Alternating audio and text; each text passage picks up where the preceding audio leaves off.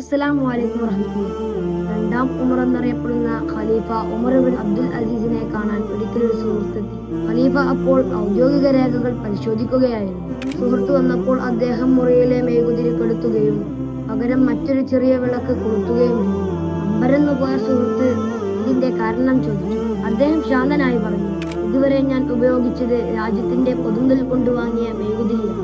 ഇപ്പോൾ നമ്മൾ സംസാരിക്കുന്നത് വ്യക്തിപരമായ കാര്യങ്ങളാണ്. അതിന് രാജ്യത്തിന്റെ പണം ഉപയോഗിക്കുന്നത് അധികാര ദുർവിനിയോഗമാണ്. അധികാരം എന്നത് സുഹിക്കാനുള്ളതല്ല, മറിച്ച് ഓരോ കാര്യവും അള്ളാഹുവിനോട് കണക്ക് പറയേണ്ടതാണെന്ന് അദ്ദേഹം വിശ്വസിച്ചു. ബിസ്മില്ലാഹിർ റഹ്മാനിർ റഹീം. വല്ലദീ ജഅലകും ഖലാഇഫൽ അർളി വറഫഅ ബഅദകും ഫൗക ബഅദിൻ ദറജാതിൻ ലിയബ്ലുവകും ഫീമാ ആതാകും. നിങ്ങളെ ഭൂമിയിൽ പ്രതിനിധികളാക്കിയത് അവനാണ്. അവൻ നിങ്ങൾക്ക് നൽകിയിട്ടുള്ളതിൽ നിങ്ങളെ പരീക്ഷിക്കുന്നതിനായി നിങ്ങളിൽ ചിലരേക്കാൾ പദവികളിൽ ഉയർത്തുകയും ചെയ്തിരിക്കുന്നു. അധികാരം എന്നത് ഒരു പരീക്ഷണം കൂടിയാണെന്ന് ഈ ചരിത്രം നമ്മെ ഓർമ്മിപ്പിക്കുന്നു.